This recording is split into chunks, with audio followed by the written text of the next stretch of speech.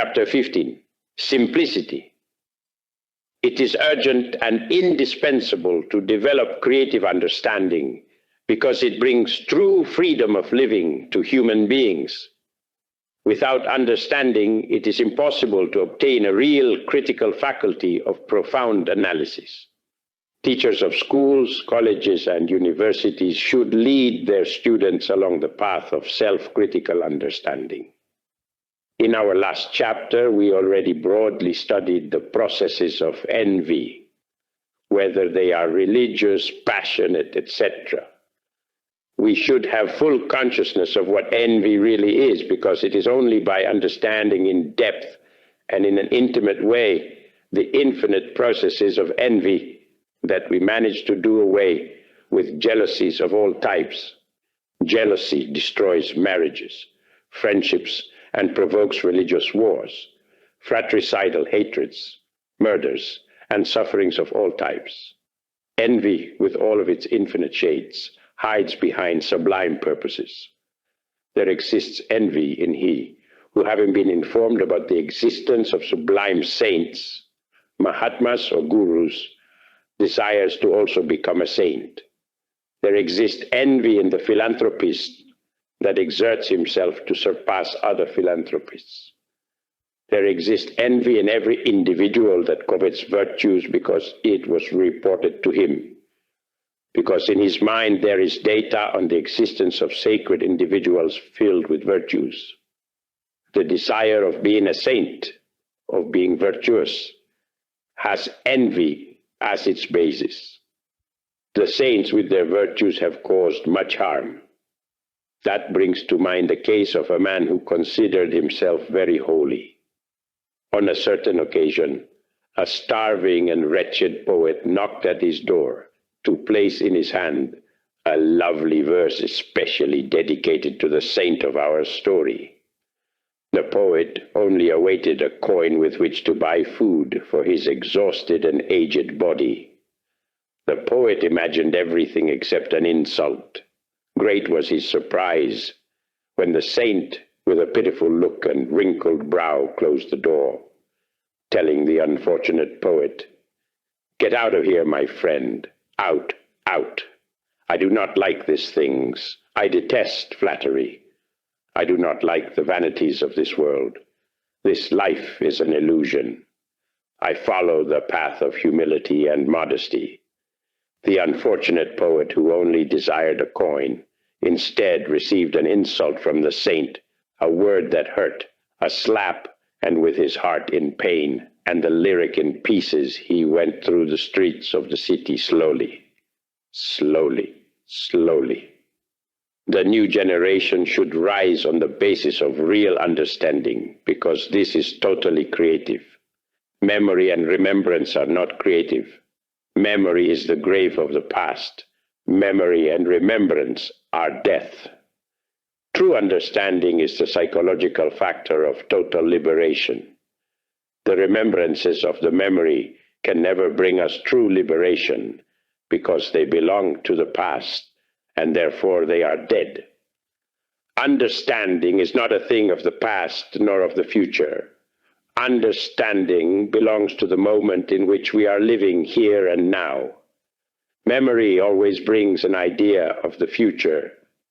It is urgent to study science, philosophy, art, and religion. But studies should not be trusted to the fidelity of memory, because memory is not faithful. It is absurd to store knowledge in the grave of memory. It is stupid to bury in the grave of the past the skills that we should understand. We can never pronounce ourselves against studying wisdom or science. However, it is absurd to store the living jewels of knowledge in the rotted grave of memory. It is necessary to study, investigate, and analyze. But we should meditate profoundly in order to understand at all the levels of the mind.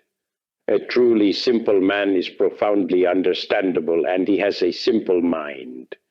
The important thing in life is not what we have accumulated in the grave of our memory, but what we have understood not only on the intellectual level, but also in the different unconscious, subconscious areas of the mind. Science and knowledge should be converted into immediate understanding. When knowledge and studies have been transformed into real creative understanding, then we can understand all things immediately, because understanding becomes immediate, instantaneous. Complications do not exist in the mind of a simple man, because all complications of the mind are due to the memory. The cunning ego that we carry within is accumulated memory. The experiences of life should be transformed into true understanding.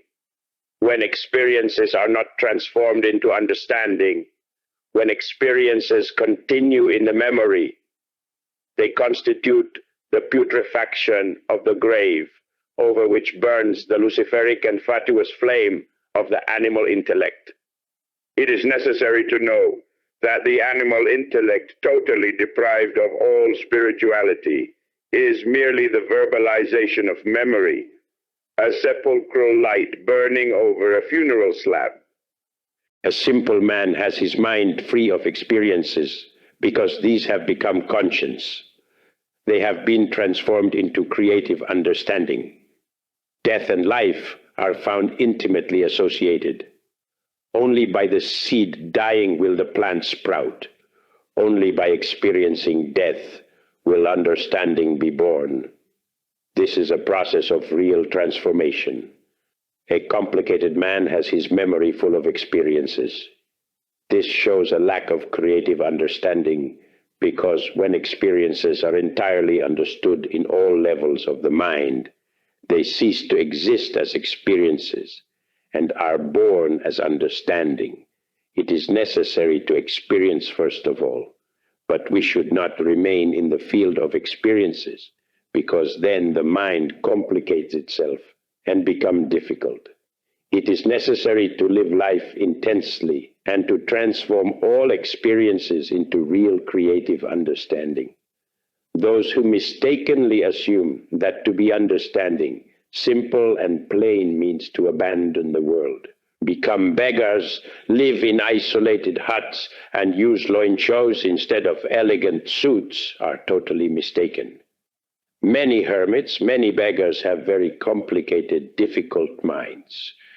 It is useless to withdraw from the world and live as hermits if the memory is full of experiences that condition the free flow of thoughts.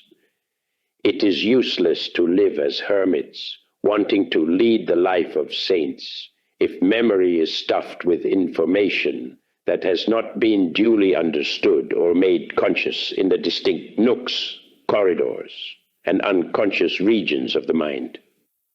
Whoever transforms intellectual information into true creative understanding, and whoever transforms the experiences of life into true in-depth understanding, has nothing in the memory.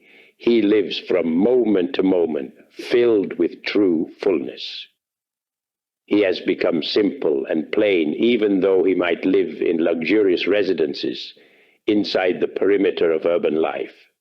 Children under 6 years of age are full of simplicity and true interior beauty, due only to the living essence of life, expressing itself through them in total absence of the psychological ego. We should reconquer our lost infancy in our heart and in our mind. We should reconquer innocence if we really want to be happy. Experiences and studying transform into in-depth understanding. Do not leave a residue in the grave of memory, but allows us to become plain, simple, innocent, happy. In-depth meditation on experiences and acquired knowledge, the profound self-criticism, the intimate psychoanalysis transforms everything into profound creative understanding. This is the path of real happiness born from wisdom and love.